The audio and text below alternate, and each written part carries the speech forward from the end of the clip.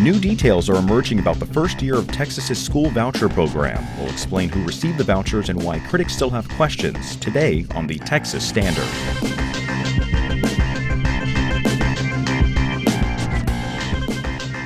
Texas Standard is a production of KUT Austin, KERA North Texas, Houston Public Media, and Texas Public Radio in San Antonio. I'm Lucio Vasquez in Houston. Also today, Texas cotton growers are facing rising costs and falling demand. We'll hear about a new effort to revive one of the state's signature crops. Plus, Austin Sketchfest returns for its 17th year. We'll hear why organizers say sketch comedy is having a moment in Texas.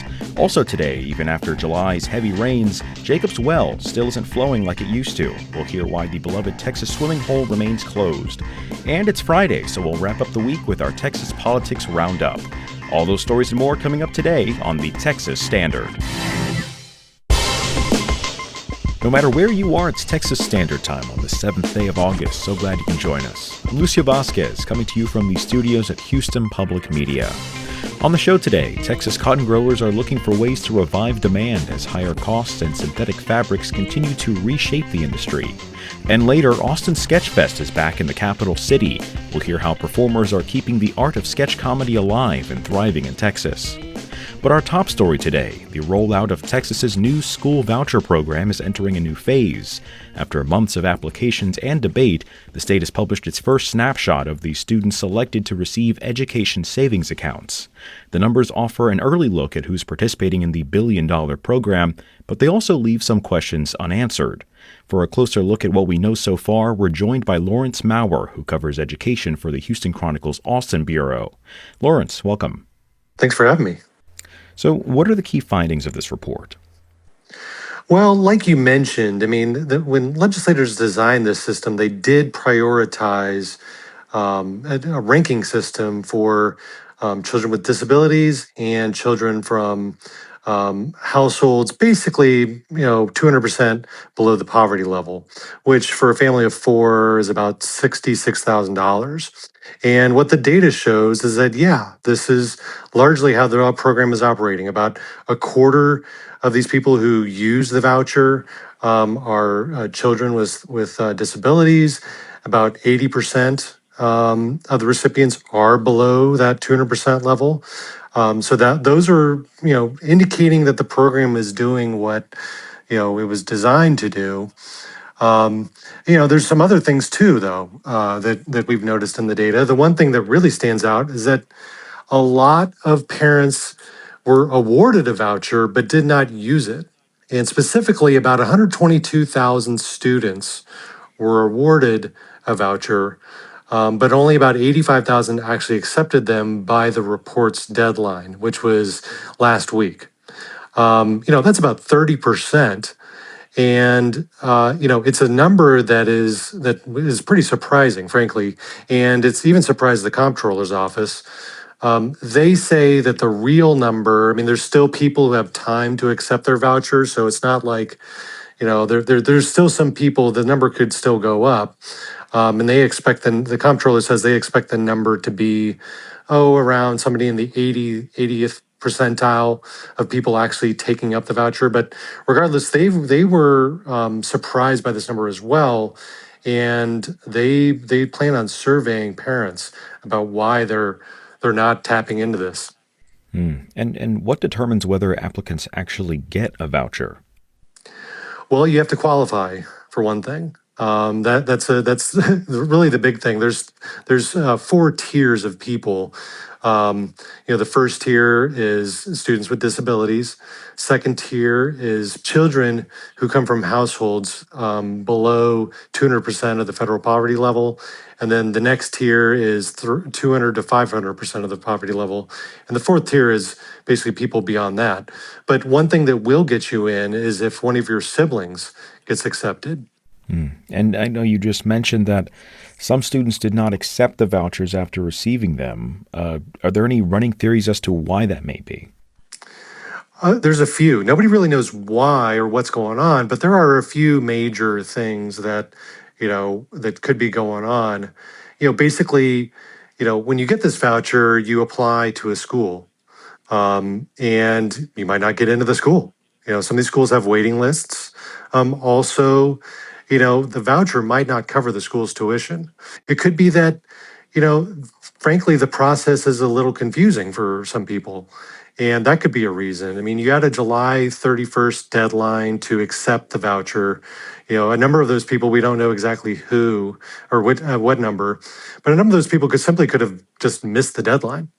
Because they could have been confused by the process or whatnot. So there's a lot of questions around, why people are not doing this. Another reason still could be that, if you have a student with special or a child with special needs and you get a voucher, well, there's a chance that, no school will take you in your area. And some of those questions that you mentioned might also be related to some of the data that maybe wasn't included in the report. You wrote that some data required by law wasn't released. What is the report missing? Yeah, state law required the report to basically say the number of voucher recipients in each zip code.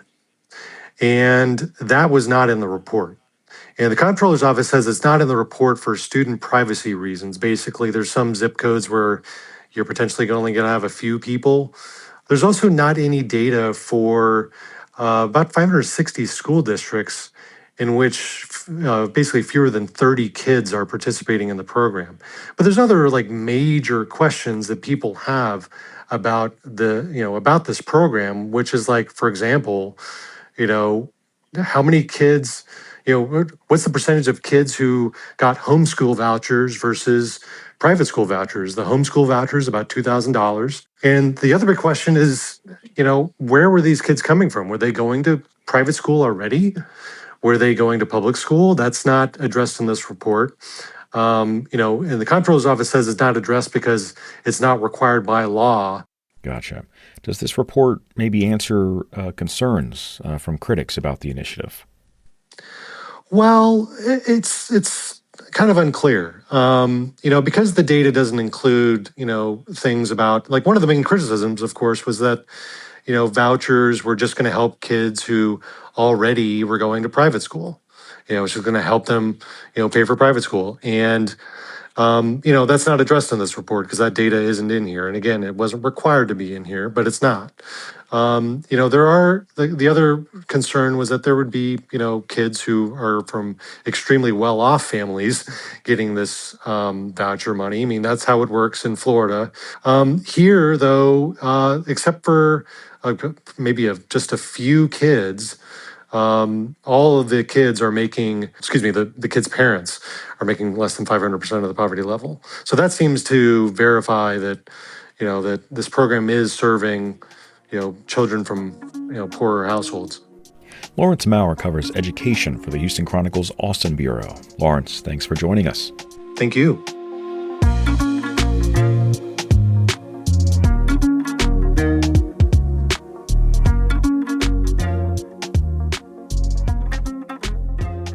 American farmers grow a lot of cotton, but not as much as they used to. Cotton is more expensive to grow these days, and the rise of synthetic fabrics has also tamped down demand for it. There is a plan to try to reverse that trend, though. Texas Standard's Michael Marks reports. For most of cotton's history, people have only wanted more of it. The world's textile mills demanded more cotton every year until 2006. That was the peak. You'd have to look at it and say over the last 20 years, we actually haven't had any growth. That's Hank Reichel, CEO of Staple Cotton, a marketing co-op that exports American cotton around the globe. He says the stagnation is because clothing makers replaced cotton with man-made materials like nylon or polyester. Those are easier to work with and often cheaper. Certainly what we've seen over the last 20, 30 years is a big increase in synthetic textiles versus cotton. During that time, the whole U.S. cotton industry has downsized. In 1991, the U.S. Department of Agriculture counted more than 1,500 cotton processors. Now, there are just over 400. This trend has caught the attention of people in Washington, like Agriculture Secretary Brooke Rollins. Now we are working to reverse course. Today, USDA is announcing our new Great American Cotton Plan. The plan is a multi-part strategy by the department to increase demand for the fiber and profits for farmers. One piece is to support a bill called the Buying American Cotton Act, which would offer tax breaks to manufacturers for using U.S.-grown cotton. What the act does basically is it says, okay, look, even if you're a Chinese mill and you're sourcing and using U.S. cotton, to the extent you're using that in your product, you come back, you get a tax credit. That's Darren Hudson, agricultural economics professor at Texas Tech University. I can bid more for those U.S. bales because I know I'm going to get a tax credit on the back end. It's an exciting prospect for folks in the cotton business like Seth Stevens, general manager of United Agricultural Cooperative, a farm service company in El Campo, Texas. It has a whole trickling effect across the industry. I mean, prices, have a good shot to rise. More acres are going to be put in the ground, and that's going to equate to more cotton to gin, right? So the effects of it will be large. The bill is still waiting for hearings in the U.S. Senate and House of Representatives, but has dozens of co-sponsors from both parties. But that's not the only effort to revitalize American cotton. Cotton boosters are trying to claw back sales they've lost to synthetic fibers by suggesting those fabrics aren't healthy for you. With every step, every breath, every heartbeat, microplastics escape from our clothes into the air. This is from an ad by the National Cotton Council. It's part of a new campaign called Plant Not Plastic, which portrays cotton as a safer alternative to man-made fabrics. It has the backing of the USDA. Choose cotton. What you wear matters. Plant, not plastic. Microplastic pollution is the cotton industry's counterargument to synthetic fibers, and the message is starting to gain some traction, according to garment makers like Marta Miller. We're finding a big demand currently with people wanting to have a cotton-based activewear brand. Miller said some of her clients have concerns over the health effects of synthetic plastic-based fabrics, but it remains to be seen if cotton can serve the purpose of something like nylon or spandex. Miller's trying to make a cotton fabric that has the same kind of stretchiness. It fits when we first put it on, but after 6 hours of wearing it, it kind of loses the ability to stay tight on the waist or something like that. So we've been working on figuring out the exact way to mill the fabric. Cotton growers hope that those kinds of advances, along with some help from Congress, will help keep their industry healthy for a while longer. I'm Michael Marks, Harvest Public Media. Harvest Public Media is a collaboration of public media newsrooms in the Midwest and Great Plains, including the Texas Standard. It's about 19 minutes past the hour Texas Standard Time. Coming up, even after July's heavy rains, Jacob's Well remains closed to swimmers. We'll hear why one of Texas's most iconic spring-fed swimming holes is not flowing like it used to. That story and more coming up on the Texas Standard. Stay tuned. Support for Texas Standard comes from UT San Antonio, offering degree programs and research focused on workforce development, student success, and health innovation across Texas. The University of Ambition. ambition.utsa.edu.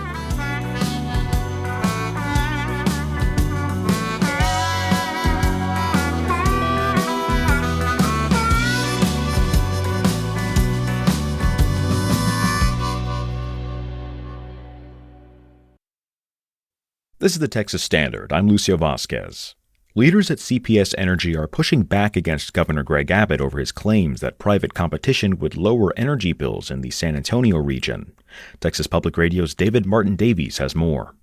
At a recent San Antonio event, Abbott announced he would ask the state legislature to end city-owned energy monopolies, which includes San Antonio and Austin. Abbott said the average cost of electricity in San Antonio was about 12 cents per kilowatt hour, and he said in Houston it's as low as 6 cents. CPS Energy Board Chair Francine Romero said that's not true. There was so much wrong with that. Romero spoke Thursday at a TPR event and said she tried to find a 6 cents power rate in Houston and couldn't. And the cheapest rate I could find was, I think, 12.6 or 12.9 cents a kilowatt hour. I didn't see 6 cents.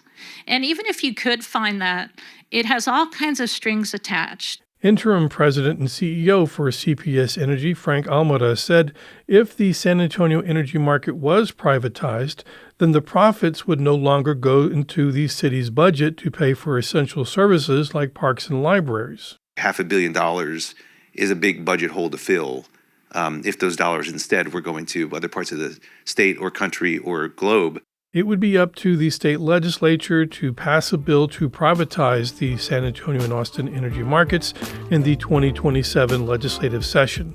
I'm David Martin Davies in San Antonio.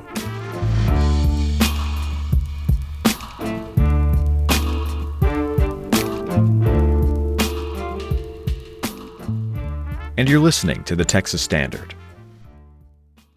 A truly Texas way to escape the summer heat is to visit one of its cool spring-fed watering holes.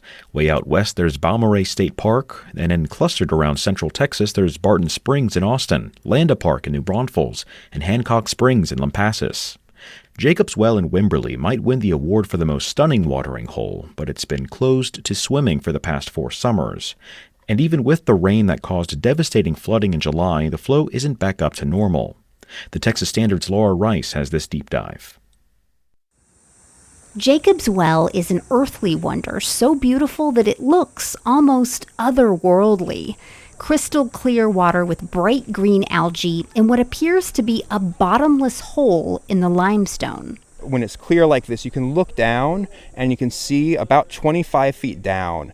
And from that bottom 5 feet down, it'll continue to kind of angle to a depth of about 150 feet. And then that cavern runs, it's been mapped almost a mile to the northwest. Carl Flockey is the director of Hays County Parks and Natural Resources. He knows Jacob's Well intimately and is still in awe of it. It is really fascinating to think about how water can actually push out of the ground, not just lazily flow out, seep out, but it is being forced out of this aquifer, which is a really, really fascinating feature that we have here. When the flow slows down or stops altogether, the water recedes into the hole. But no one ever thought that would happen. In the year 2000 was the first time ever that it stopped flowing. It did that again in the droughts of the late 2000s, and then, of course, in the big 2011 time period drought. Flows returned when rain did, and so did swimming, until 2022. That's when we dropped down to zero flow, and for 4 years now, we've been essentially at zero flow. So we went from long periods of flow with isolated times of no flow to now it's the reverse, where it is long periods without any water at all and small periods of some water. After July's heavy rain, the flow picked up again. It was coming out very briefly at about 22 cubic feet per second. A cubic foot is approximately as much water as you could contain within a basketball. That's well above what's considered normal flow, which is about 4 to 6 cubic feet per second. Even though it's now back down to below normal, the influx was enough to bring the well's level not just to the top of the hole, but up out of it, filling up the pool area and going down the rocky Cypress Creek bed. But it is really encouraging to see the water be flowing out of the well, out of the ground here downstream. It creates a conduit where fish can swim up and down the stream. They've been trapped in puddles for summers upon summers now. It looks ready for human swimming, too. But Flockey says not so fast. His office is out here, and he and his staff spend a decent amount of time each day explaining to visitors why they can't swim. Because it's just not enough water, we feel. We are concerned about when people get in the water, all the oils and things that they are bringing into that system. When that flow is low, it's not being flushed out, it's not being carried downstream, it's concentrating into the system that is a direct conduit into our aquifer. And we know it holds many rare species, maybe even endangered species like salamanders, beetles, things like that. Janet Dermeyer and her friends were disappointed to see all the no swimming signs. Grew up in San Antonio, heard about it all my life, and this is the first time I've actually made it. My friends are here from Houston, and we wanted to make a day trip and do some swimming because it's hot. And so it's really disappointing to see it like this, quite frankly. Dermeyer now lives in comfort and saw the other side of the July rains that replenished Jacob's Well, the flooding. It's been horrible. It's so devastating. 2 years in a row, She takes a pragmatic view of the area's relationship with rainfall. If you live in this area, you understand the terrain. And so the terrain is very, very rocky. And so, yes, we're given to flash floods, but as fast as it floods, it also recedes. And so it doesn't always have a whole lot of time to soak in and really recharge those aquifers and those springs and things. So, that's kind of the frustration. Everybody thinks, yay, we got all this rain, we got all this water, and then a month later we're in drought again. But Parks Director Carl Flocky says the challenges for Jacob's Well only begin with the weather. In order to get back to a sustained historical flow, we're going to need a period of prolonged rainfall, above average rainfall for a long period of time, which is possible, especially looking at the outlook for this winter of a strong El Nino cycle. It is possible we'll get the rainfall we need to get us there. But if we don't see changes in water use, we're never going to be able to sustain that level of flow again. It's going to keep drawing down. Hays County has been one of the fastest growing in the country over the past decade or so. There are fundamental things at the regional level that we need to look more at, such as where we're sourcing water supplies. Can we get more folks utilizing rainwater collection, rainwater as a water supply, things like that. To get us to a sustained flow rate, there will need to be some big shifts like that. Some folks have wondered if it's even worth it, if it'd be better for Jacob's Well and the creatures who call it home to just say, no more swimming ever. But that's not how Flocky sees it. I grew up as a kid swimming in Jacob's Well, and I would love to have that opportunity for the people around here, people of Texas, the world again, for my children to have that opportunity. His kids are young enough that swimming has never been open here in their lifetimes. But Flocky's hopeful. Just simply providing the really phenomenal experience of getting to swim in those cold, crystal clear waters. But that's not happening anytime soon. So for now, if you come out to Jacob's Well, you'll just have to be content to admire. In Wimberley, I'm Laura Rice. Support for Texas Standard comes from Texas Mutual Insurance Company, a Texas-based workers' compensation provider committed to providing care and support for injured employees. More at texasmutual.com/TexansDeliver. Live from the Texas newsroom, I'm Shelby Rose. An appeals court has again ruled against Texas Attorney General Ken Paxton over guns at the state fair. Paxton sued the operators of the fair, saying the gun ban violated state law. However, 15th Court of Appeals rejected that argument, saying the operators of the fair are exempt because they are a private entity leasing the property. The city of Canyon, south of Amarillo, has enacted Stage 1 drought conditions. It's the latest among Texas Panhandle cities to increase drought levels in what experts worry will be a dry and dangerous month for the region. KTTZ's Brad Burt reports. City officials are asking Canyon residents to limit, quote, non-essential water usage, like washing cars and filling pools. Many Panhandle communities have seen increased drought concerns from local government officials. Earlier this week, the town of Farwell entered Stage 3 severe drought conditions following increases in water demand. Despite scattered thunderstorms over the summer, much of the Panhandle remains in extreme or exceptional drought, according to the U.S. Drought Monitor. The dry conditions have already pushed additional resources from the state for firefighters in the wildfire-prone region. Between Wednesday and Thursday, area firefighters quickly contained a fire that burned about 400 acres west of Amarillo. I'm Brad Burt in Lubbock. The removal hearing of Corpus Christi Mayor Paulette Guajardo enters its fourth day today. District 1 Councilman Everett Roy was on the stand yesterday, testifying about a $2 million tax incentive given to a hotel project. A lot of things went wrong. Let me just say it that way. During this particular vote in the process? Yes, sir. Yeah, it was messy. Some things went wrong. The trial relates to a petition signed by Corpus Christi residents over alleged misconduct by Mayor Guajardo in 2024. Local, state, and federal investigations found no legal wrongdoing, but that it is not needed in the city charter to possibly have her removed from office. Camp Mystic is asking a federal bankruptcy judge to protect members of the Eastland family from lawsuits over last year's deadly July 4th flood. The flood killed 25 campers, 2 counselors, and camp director Dick Eastland. The camp filed for Chapter 11 bankruptcy in June after families accused it of negligence. Expect to see long lines at the stores as tax-free weekend is underway. State Comptroller Dan Huffine says Texans can take advantage of the opportunity to save money. And here at the Comptroller's office, we estimate that Texans will save over $140 million this weekend. The tax-free exemption applies to most clothing, footwear, and school supplies, each priced under $100. Check the Texas Comptroller's website for details. I'm Shelby Rose in the Texas Newsroom. You're listening to statewide news from public radio stations across Texas. This coverage is only possible because of support from listeners like you. You can help sustain and grow Texas news coverage by donating to your local public radio station today. 33 minutes past the hour Texas Standard Time. I'm Lucio Vasquez.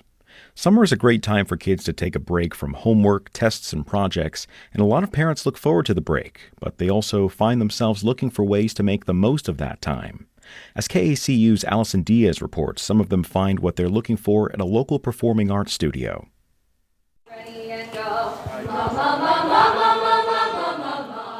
Inside the rehearsal room, students from Miss C's Performing Arts Studio moved quickly between dance numbers and dialogue, learning an entire Broadway-style musical in just 2 weeks. It's an ambitious schedule, but for founder Cami Zimmerman, it's a vital part of the studio's mission. I graduated from ACU in music education. I kind of wanted to help kids find their confidence at a young age, but to give kids a place to feel like they have a community and other people who share the same passion. Zimmerman's passion for creating that community started long before she opened a performing arts studio. Her mom, Karen Wierzig, remembers that even as a young girl, she demonstrated the determination to improve. She would work diligently, and you have to practice, and I didn't even have to tell her. She'd just go practice and cultivate her talent and her love. You have until I get to the top of the stairs to make sure your props are where they're supposed to be. For the last decade, Zimmerman has been able to work on instilling that passion and dedication to the younger generation. 12-year-old Avon Kirshner has performed with Zimmerman since second grade. He says he's also learning to be flexible. I've learned that sometimes I feel like it's not always about what you want in theater. Basically, sometimes you have to adjust. Put aside what you want and become your character pretty much. And when you have to adjust, you just gotta roll with it. For all of the students at Zimmerman's studio, which they lovingly call Z-Pass, the experience goes beyond improving their performance skills. They're exposed to valuable lessons about teamwork, dedication, and growth. And the longer students engage with the Z-Pass, those lessons continue to level up. Students who have been part of the community take on bigger responsibilities. And Zimmerman says over the years, many of the children who started in those early shows become reliable members of the production team. I kind of did it all for a while and wore all the hats. And then as we grew, my students that grew with me in the studio, they started taking on roles. So now Braxton Paris has been choreographing for us the past 3 years, and he's absolutely insane and phenomenal. Just fun fact, found out Brody Paris also can sew and design costumes. And so this is his first show he's doing for that too. And then just a lot of my students just stepping up into leadership roles. That choreographer, Braxton Paris, started performing with Zimmerman in 4th grade. This summer, after graduating high school, he choreographed Finding Neverland for the studio. For Braxton, he appreciated the opportunity to develop professionalism, which he says means even more to him than putting on an excellent production. So I think the thing I've learned the most and has helped me the most from this studio is the balance of professionalism and putting on a good show, but also having a good work environment. I think there has to be accountability for the cast to, practice and everybody pulling their weight to put on a show, but also making sure we're being good humans and just having a supportive environment. Braxton and his twin brother, Brody, will be attending the Norwalk Conservatory of the Arts in Connecticut this fall.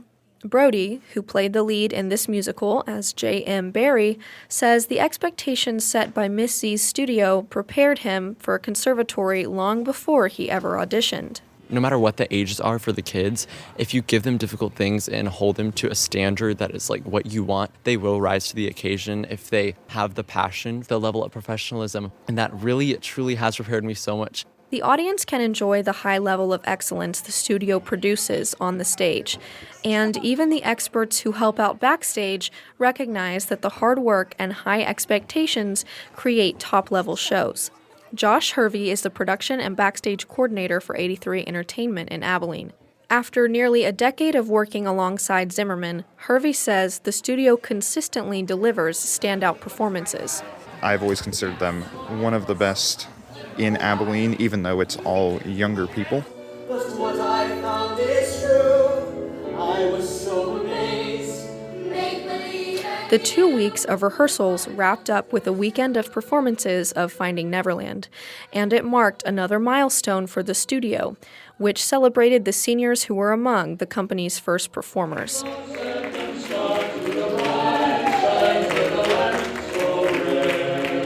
But for Zimmerman, the most meaningful moments happen long after the final curtain call.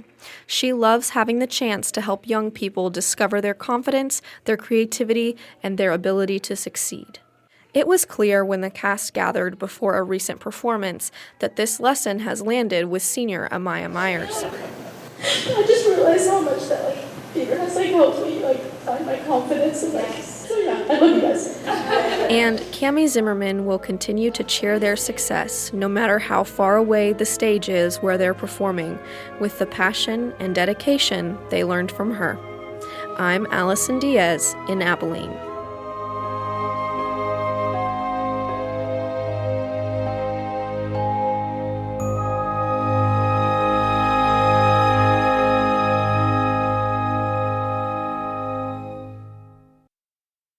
It's Texas Standard. I'm David Brown. In your average Texas comedy scene, you'll mostly find stand-up shows, long-form improv, but there's another comedic discipline that requires a different sort of brain, you might say. We're talking about sketch comedy. Think tight premises, wacky characters, callbacks. Dozens of the nation's top sketch performers are going to be showing off all of these skills and more over the next few weekends at Austin Sketch Fest, which is returning to the Lone Star State for its 17th year. Ashley Ellis is the festival's executive producer. Mimi Meyer is a comedian and actor on the lineup this year. Ashley, welcome. Thank you so much for having us. And hello there, Mimi. Hi, thank you. So, Mimi, when I think of sketch comedy, I tend to think of like SNL. Of course. That's what we're talking about here? Absolutely, that yeah. Kind of SNL is obviously the best sketch writing and what I started watching as a child, and I didn't even realize that there was a formula to sketch comedy. So now that I'm here in Austin taking classes and writing and producing sketch comedy shows, it's cool to hear these little things that make it work. And once you watch a sketch after that, you're like, oh, there really is a formula to it. Yeah. How did you fall into comedy? How did I fall into comedy? I was in an elevator once and I told a joke and someone was like, you should do stand-up. And that was all it took. And then I started writing stand-up, moved to Austin to pursue stand-up, and through just being open to the comedy community here, I started doing sketch shows with my co-writer for my sketch shows. Her name's Holly Hart. Now, Ashley, let's talk a little bit more about the scene because, again, I think that a lot of Texans might be surprised because you think of stand-up and you think of comedy and you think of some of these legendary venues in New York and L.A. What about in Texas? Is there such a thing as the legendary comedy venue in Texas? Yeah, I mean, I think we have a smattering of options, really. I think we have a little something for everyone. We do have some of those, premier kind of comedy clubs. You can go to Cap City or Creek in the Cave. Of course, there's Joe Rogan's Club on 6th. And then we have some really, innovative, artistic, clowny, underground comedy happening at the smaller local theaters like Fallout Theater, Cold Town Theater. So I think there's a little something for everyone. And I think a lot of people are starting to think of Austin as the center of stand-up comedy in Texas. And then I think sketch and improv is a bit more diffuse. But with Austin Sketch Fest, we're really trying to bring a lot of people to the Austin area. We have some incredible acts coming in this year from Dallas, San Antonio, and Houston that we're really, really excited about. So Texas is really showing up strong this year. Ashley, tell me about some of the acts that you'll see at this festival. We have had some of the absolute best sketch comedians and comedians at large at this festival. We've had people that made it huge. I mean, we've had Tim Robinson, Amber Ruffin, we've had Meg Stalter, James Adomian. There's so many acts that we've had kind of before they were big, which is really, really cool. So one that I'm really excited for this year is we'll have SNL's Andrew Dismukes. He went to UT. His wife is also coming, who is hilarious, and will have her own show as well.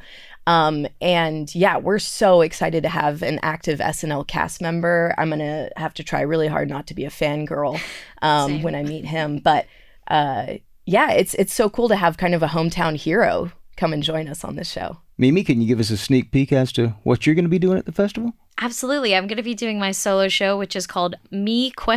Me !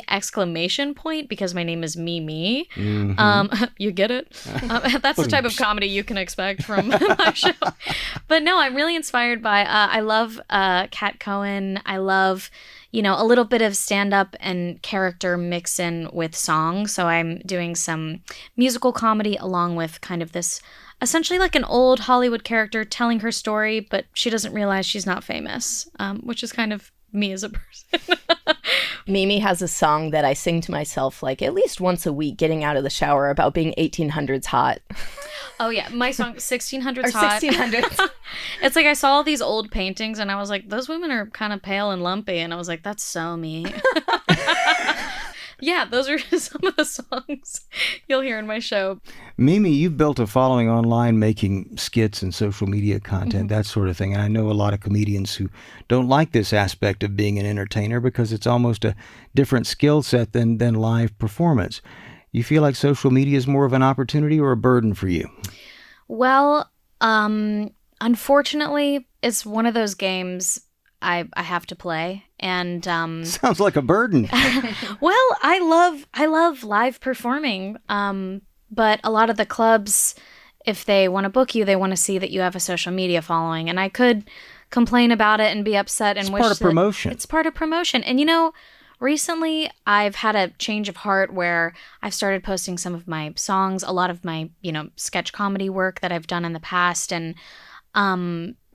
it's starting to kind of creep up in the views, and I don't know, it definitely is a different skill, but instead of trying to be frustrated and not do it and just, wish it was the past, I'm having a change of heart, and I'm having more fun. Well, then let's get to something fun. What Sure. makes a good sketch? What makes a good sketch? Well, a good sketch for me starts in reality, and then they make it insane. That's fantastic. Now, Ashley, when I ask you a similar question, what makes a good sketch? How do you go about picking who's going to be in this? And are you looking at individual sketches and saying, yeah, that's a winner, I want this person? Yes, absolutely. We review dozens of submissions every year to pick the cream of the crop. And we're looking for unique perspectives, fresh ideas. We definitely are not wanting to hear just kind of like the same old rehashed joke over and over again. Even if it's about a concept or a feeling that we all go through, but kind of having a unique take on it. Any shows on this festival that you're especially looking forward to? Oh my gosh, I'm so glad you asked. I'm so excited for Mimi's show, and I'm shy. And Weekend 2 opening for you is Space Cadets, which is a relatively new sketch quartet out of Austin that is so funny, all female, and I cannot wait to see them live because I've only seen their videos online so far. That's beautiful. Yeah. Ashley, do you come from this world yourself? Were you involved in sketch comedy? No, I mean, recently I got involved, but like Mimi and a lot of us, I just grew up watching SNL, loved it, and then started doing improv and sketch in the last about 5 or 6 years. I did it because I thought it'd help me with public speaking. Mhm. I don't know that it did, but It sounds like it did. But boy, is it a fun hobby. I just think it's so much fun, and I've met the coolest people. And I mean, there's really nothing like the thrill of putting on a show. The like kind of high you get from making people laugh on stage is pretty special. Mimi, anybody you want to highlight coming to the festival this year? No one specifically, but I think this festival, I've done it for the past, I think 3 years. It is such a wonderful place to learn. As a comedian, I'm so inspired by other artists, seeing what is possible. And I feel like that's what a festival is. You see what is possible. You learn techniques and skills. So it's not only for an audience to have fun, it's for performers to connect with each other and learn and, have a friend in another city. Mimi Meyer and Ashley Ellis have been speaking with us. We're going to have more on Austin Sketchfest over at texasstandard.org. Mimi, Ashley, thanks so much for joining us. Thank you. Thank you so much. Support for Texas Standard comes from Half Price Books, a Texas-bred new and used bookstore, proudly supporting public media and sustainability by keeping books, music, and other media in circulation. Store locations and more information at hpb.com.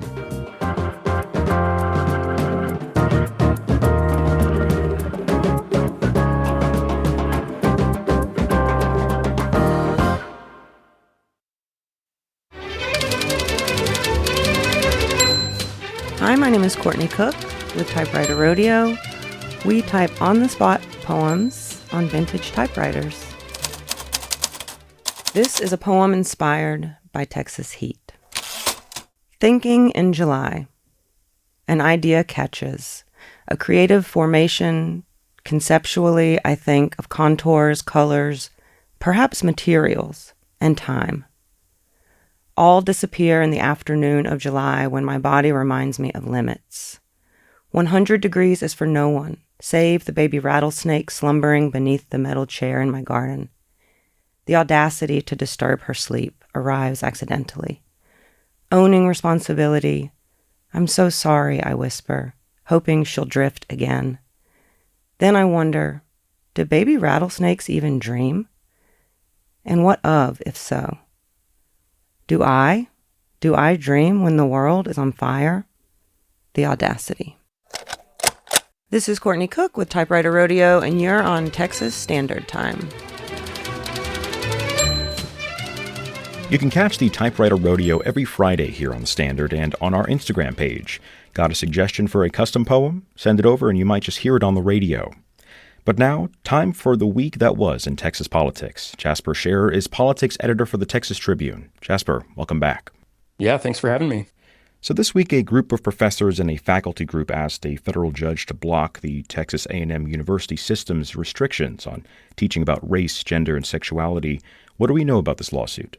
Yeah, so this is in reference to a policy that bars professors specifically from advocating race or gender ideology across all 12 universities at the system. And what the argument is, the policy, it both violates their First Amendment rights, so it's unconstitutional in that regard. And then they're also arguing just that it's too vague for them to be able to actually, determine what they can teach without getting disciplined. So, we've seen similar lawsuits like this filed, kind of challenging this recent crackdown on what folks can teach in higher ed. And we'll see if this follows similar course to how these other lawsuits have gone. And switching over to another story this week, Senator John Cornyn finally agreed to advance Todd Blanche's nomination for Attorney General.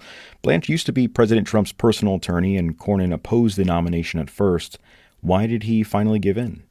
Yeah, well, Cornyn had been holding up this nomination in the Senate Judiciary Committee for a number of days there were two main issues they had. One of them was wanting written assurance that this pretty, I would say, controversial, nearly $2 billion fund for victims of alleged, lawfare or who were, targeted by the DOJ. He wanted that taken off the table. And then he also wanted some written assurance that this deal extending immunity from tax audits to Trump and his kind of inner circle, that would also be limited in certain ways. So he got that written assurance, but now Blanche still has to get through the full Senate, and it looks like he's in jeopardy because some other Republican senators are holding out. So it's going to come down to the wire. And speaking of senators, Democratic nominee for the U.S. Senate, James Salarico, unveiled his economic agenda this week. Do you see this having any impact on his race against Texas Attorney General Ken Paxton? I mean, the short answer is yes. The way I think about it is this has been at the core of his message has been this sort of populist economic messaging, talking about, how billionaire political influence is to blame for, the system where, the top 1% get too much of the pie. So this was basically how he's putting, actual policy and proposals behind all of that. Allows him to kind of put some specificity behind what he's been talking about so far. Jasper Scherer is politics editor for the Texas Tribune. Jasper, you have a good weekend. Thank you. You too. And you're listening to the Texas Standard.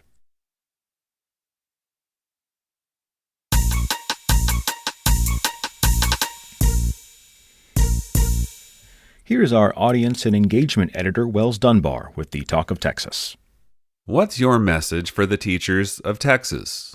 I'm Wells Dunbar with the Texas Standard, and with educators already prepping for the fall semester, we wanted to hear what folks thought was important for them to hear. Many of the messages we received were simple. Thank you. Others came with a call to organize. I am a Texas teacher, and what needs to be heard at every corner of the state is that teachers should join a union. Rosie Kurtz is a member of the American Federation of Teachers. She says educators may not think of Texas unions as having much power because teachers lack collective bargaining and the right to strike. But she says it's through unionization that teachers can eventually gain more leverage over pay and working conditions. We wouldn't have to fight with the legislature every 2 years for funding and pay raises if we had leverage and could actually negotiate our contracts. That idea came up again. My name is Andrew. I'm 38 years old and beginning my 13th year as a public high school teacher in the Dallas Independent School District. For Andrew Kirk, supporting teachers means paying attention not just to what happens in the classroom, but to the institutions making decisions about it. His advice? To follow their local school boards, to follow the state legislature and the State Board of Education, and most importantly, for teachers and support staff to join and become active with their respective union locals. He also urged educators and their supporters to stay politically involved. Vote and volunteer for candidates who support our work and our students. To secure a better future for both, we have to be actively involved, and really the only way out is through. We also heard from Texans who aren't teachers themselves, but wanted educators to know they feel supported. Texans like Lainey Hawes. I want the educators across Texas to know how much Texas families support them and are grateful for the work they do. Lainey's message also included sharp words for state leadership. She wants lawmakers to put more resources into public schools rather than continue down a path toward privatization. We're sick and tired of a governor and a state legislature that answers to billionaire donors instead of answers to families. And if I could tell one thing to politicians, it would be to do what you know you need to do and stop trying to privatize public education and support our public schools. That's what Texas families want. And Michael Martin brought the message back to the work teachers do every day. He says teachers helped shape his own life and the lives of his 4 children, including one who became a teacher himself. My message is this: please continue to do your beautiful, heartfelt work that impacts so many people over many years and generations.